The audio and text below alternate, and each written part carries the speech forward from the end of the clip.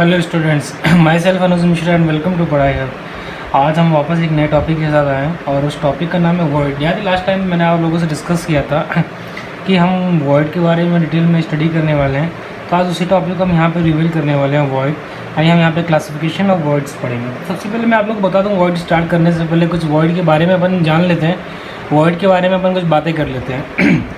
यहाँ सबसे पहली चीज़ है कि इम्पॉर्टेंट चीज़ कि इसका मतलब क्या है। इसका मतलब तो बाद में समझेंगे, पहले इसकी इम्पॉर्टेंट समझते हैं जो आजकल सब के दिमाग में होता है।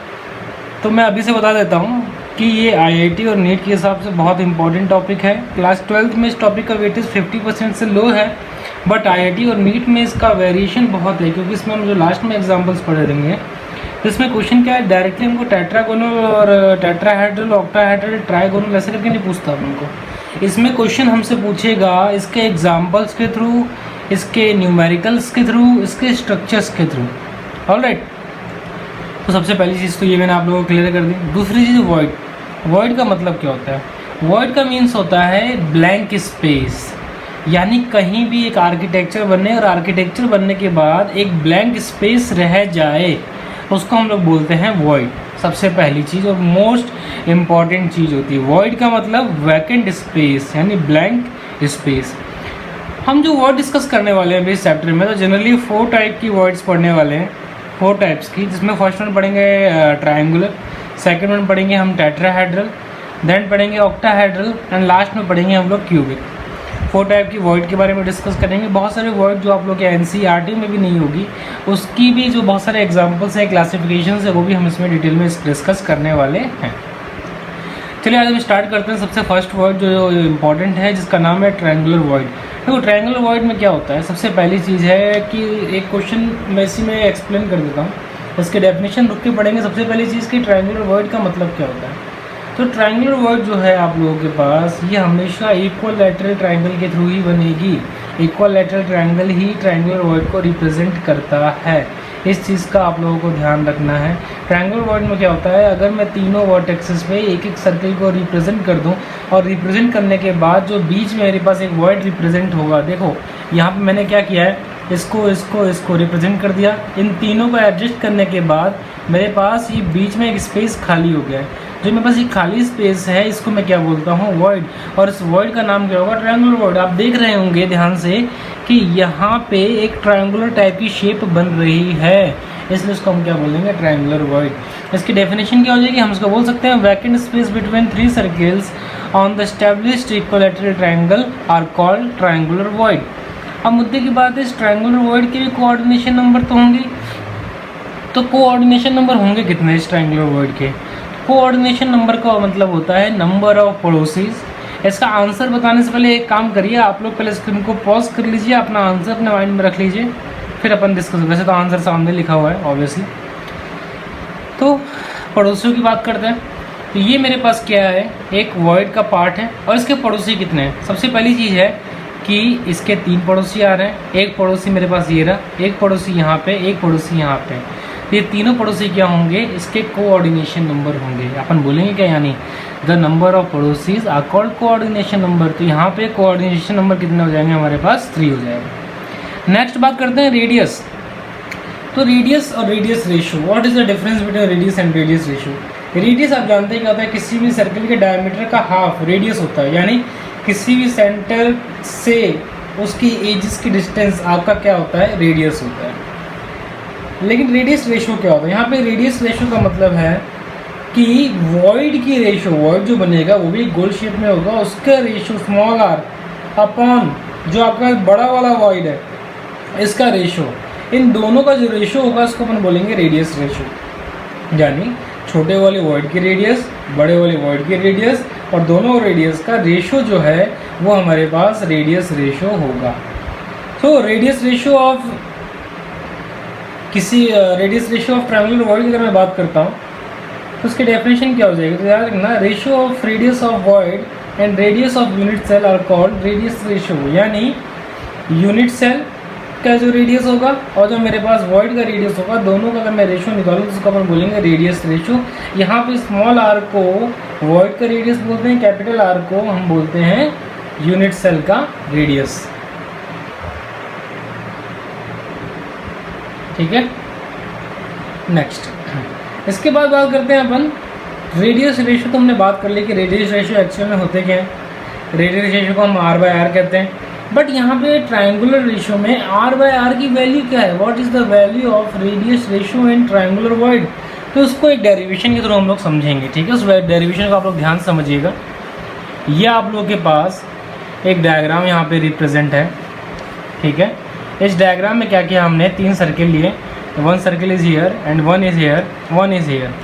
हमने क्या किया, जो उसके बीच में वॉइड है इसको एक ट्रायंगुलर शेप में कन्वर्ट किया। यहाँ पे इन दोनों के सेंटर्स को मिला के एक लाइन कन्वर्ट की और वॉइड के सेंटर को हमने इस सेंटर से मिला दिया। और इंटरनली देखिए ध्यान से हमने क्या किया है, इस वॉइड को इस सेंटर से हमने मिलाया है। हमने क्या किया, हमको पता है कि जो हमारे पास पूरा एंगल है, जो आपको पता है ये इक्विलैटरल ट्रायंगल है, तो इक्विलैटरल ट्रायंगल में एक एंगल की वैल्यू क्या होती है, 60 डिग्री होती है। क्या मैं sin 60 = परपेंडिकुलर अपना हाइट लिख सकता हूँ? ऑब्वियस सी बात है, हाँ मैं लिख सकता हूँ। तो इसकी वैल्यू तो हमारे पास होती है √3/2। परपेंडिकुलर हमको उनको r दे रखा है, यानी जो ये परपेंडिकुलर है ये r ऑब्वियस सी बात है हमको दे रखा है। बात करते हैं हाइपोटेनस की। तो हाइपोटेनस क्या होगा हमारे पास, एक ये वाला रेडियस प्लस साथ में एक स्मॉल वाला रेडियस, दोनों रेडियस को अगर मैं ऐड कर दूंगा तो ये मेरे पास 90 डिग्री के सामने वाला हाइपोटेनस हो जाएगा। तो अब मैंने क्या कर लिया, परपेंडिकुलर है हमारे पास, ये हाइपोटेनस है, तो हम क्या कर सकते हैं r/r+h। जब इसको सॉल्व करेंगे हम तो स्मॉल r/r की वैल्यू जो आएगी वो आएगी 0.155। ये बहुत ही इंपॉर्टेंट वैल्यू है। अगर कोई पूछता है कि radius ratio of triangular void, तो आपको बोलना है 0.155। एक क्वेश्चन और आता है इसमें जो बहुत ज़्यादा इंपॉर्टेंट है। अगर कोई पूछेगा आपसे what is the range of radius ratio of triangular void, क्या बोलोगे आप बोलोगे r/r greater than and equal to 0.155 and less than 0.21। Okay, next बात करते हैं। जो मैंने अभी आप लोगों को यहाँ पे एक्सप्लेन किया उसी के बारे में और डिटेल में मैं डिस्कस कर रहा हूँ। ध्यान से देखिए आप लोग, ध्यान से।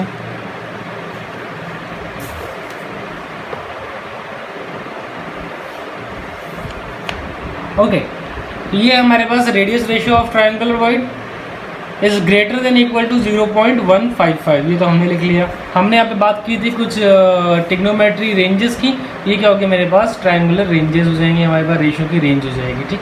एग्जाम्पल की बात करते हैं तो यार BF3, B2O6 और भी बहुत टाइप के AlCl3, B2O3, ये सारे क्या है हमारे पास ट्रायंगुलर वॉइड के एक छोटे से एग्जांपल्स हैं। इनको आप लोग देख लीजिए। तो ये एक एग्जांपल का मैंने यहाँ पे डायग्राम बनाया है, बट इन एग्जांपल्स को आप लोग जरूर याद कर लीजिएगा। एग्जाम में क्वेश्चन ट्रायंगुलर वॉइड से नहीं पूछेगा आपको IIT नीट में। आपको IIT नीट में पूछेगा कि इनमें से कुछ दे देगा और पूछेगा कि बताओ इसमें कौन सा वर्ड रिप्रेजेंट होगा। तो आपको उस पोजिशन बताना है कि यहाँ पर मेरे पास कौन सा वर्ड डिटेल में देखने को मिलेगा। ऑलराइट, अब अपन बात करते हैं टेट्राहेड्रल वॉइड के। टेट्राहेड्रल वॉइड का मीन क्या होता है, what is the actual meaning of tetrahedral void. तो टेट्राहेड्रल वॉइड क्या होता है, इसके बारे में थोड़ी सी वो डिस्कस कर लेते हैं। टेट्राहेड्रल वॉइड का मतलब कि 4 सर्किल के बीच में जो ब्लैंक स्पेस होगा, ऑब्वियस सी बात है उसको हम टेट्राहेड्रल वॉइड बोलेंगे। लेकिन ये 2D शेप होगी, 3D शेप होगी, इसका कुछ क्लियर नहीं है। तो याद रखिएगा आप लोग, जो हमारा टेट्राहेड्रल वॉइड है ये आपके पास एक 3D शेप होती है जिसमें एंगल जनरली 120 डिग्री 9 मिनट होता है, जिसमें आपके पास जो, अगर मैं बात करता हूँ हाइब्रिडाइजेशन की, तो इसके अंदर हाइब्रिडाइजेशन sp3 होता है, जो आपने क्लास 11th में इजीली आप लोगों ने केमिकल कंपाउंड में पढ़ रखा होगा। उसमें हाइब्रिडाइजेशन, जिसमें VBT ने इसको अच्छे से एक्सप्लेन कर रखा है, उसमें इसमें बताया गया है कि sp3 में टेट्राहेड्रल शेप होती है और उसका जो एंगल होता है वो 109 डिग्री 28 मिनट होता है। उसी को हम यहाँ पे इससे कोरिलेट कर रहे हैं। जब कोरिलेट करेंगे तो उसकी शेप कुछ इस टाइप की होती है। एक शेप तो आपकी ये दिख रही है, ये जो दोनों शेप है ये बाहर की तरफ होती है, जो ये वाली शेप है ये इन दोनों के जस्ट पीछे होती है, इसलिए उसको मैंने डॉट डॉट से रिप्रेजेंट किया है। बाकी इसका जो एक्चुअल रिप्रेजेंटेशन है वो ये वाला डायग्राम आता है। ये क्या है, इसका एक्चुअल रिप्रेजेंटेशन है। इसको अपन क्या बोलते हैं, टेट्रागोनल वॉइड, या हम इसको बोल सकते हैं टेट्राहेड्रल वॉइड। ये हमारे पास एक डायग्राम होता है। दूसरे से टेट्राहेड्रल वॉइड से कोई पूछेगा आपसे what is the coordination number of tetrahedral void, तो आप लोग क्या बोलोगे, आप लोगों को बोलना है कि भैया टेट्राहेड्रल वॉइड का कोऑर्डिनेशन नंबर होगा मेरे पास 4, यानी नंबर ऑफ पड़ोसी कितने होंगे, 4 ही तो होंगे। 1 2 3 एंड 4 कितने होंगे आपके पास, 4 होंगे। ऑलराइट, अब कुछ वैसी इंपॉर्टेंट चीज़ों के बारे में बात कर लेते हैं इसमें। सबसे इंपॉर्टेंट सबसे ऊपर आता है जो radius ratio of tetrahedral void. Tetrahedral void के लिए रेडियस रेशियो क्या होगा, तो याद रखना 0.225 होगा। ये मैंने अभी जैसे लास्ट टाइम पे एक्सप्लेन किया था वैसे इसकी रेडियस रेशियो की वैल्यू होती है। मैं r by r equal to 0.225 लिख सकता हूँ। जब कैपिटल आर को उधर ट्रांसफर करूँगा तो क्या आ जाएगा मेरे पास, आर इक्वल टू 0.225 आर। और अगर मैं रेडियस रेशियो की रेंज की बात करूँ तो ऑब्वियस सी बात है, जो मैं रेडियस रेशियो है आर बाय आर वो मेरे इसके तो इक्वल होगा, तो इसलिए मैंने ग्रेटर देन और इक्वल तो लिख दिया। लेकिन जो मैंने 0.414 बोला है वो इससे मेरा छोटा होना चाहिए। बात है कि 0.414 क्या है, 0.414 का मतलब है कि radius ratio of octahedral void. ये बहुत इंपॉर्टेंट है, यानी जो भी टेट्रागोनल है वो अपनी वैल्यू की या तो इक्वल या उससे बड़ा होना चाहिए, लेकिन जो उसके ऊपर वाली वॉइड है उससे थोड़ा छोटा होना चाहिए। ये सबसे इंपॉर्टेंट कंसेप्ट है, इसको आप लोगों को ध्यान में रख के ही इसको सॉल्व करना है। नेक्स्ट है कुछ एग्जांपल्स की बात करते हैं टेट्राहेड्रल वॉइड के। 3 टाइप के एग्जांपल्स पढ़ेंगे जो बहुत इंपॉर्टेंट है, और सबसे ज़्यादा जो क्वेश्चंस हैं वो इन 3 टाइप के एग्जांपल से निकल के आते हैं। Example number 1, structure of ZnS compound Zn2+ established in 50% tetragonal void. इसका मतलब क्या है, याद रखना आपके पास कोई भी एक क्रिस्टल बनेगा, ऑब्वियस सी बात है वो क्यूब की शेप का होगा। क्यूब की शेप में जो आपका Zn होगा, मान लो Zn है आपके पास 8, तो उस 8 में का 50% जो होगा वो टेट्राहेड्रल वॉइड में रिप्रेजेंट होगा, वो याद रखना आप लोग। स्ट्रक्चर ऑफ CaF2 की बात करते हैं, तो CaF2 में क्या होता है, जो F- आयन है यहाँ पे, जो F- आयन है वो आपके टेट्राहेड्रल वॉइड में प्रेजेंट है, और जो Ca2+ आयन है ये आपके कोने यानी वर्टेक्सेस पे प्रेजेंट होंगे। अगर मैं बात करता हूँ Na2O, याद रखना एक चीज़ और, CaF2 को हम लोग फ्लोराइड स्ट्रक्चर्स भी बोलते हैं, Na2O को हम लोग एंटी फ्लोराइड या पर फ्लोराइड स्ट्रक्चर भी बोलेंगे, इसको याद रखना। Na2O में फ्लोरीन नहीं है, लेकिन तब भी इसको पर फ्लोराइड स्ट्रक्चर भी बोलते हैं। बहुत इंपॉर्टेंट क्वेश्चन है, इसको घुमा के जरूर पूछता है ये क्वेश्चन, तो इसको आप लोग जरूर ध्यान रखिएगा।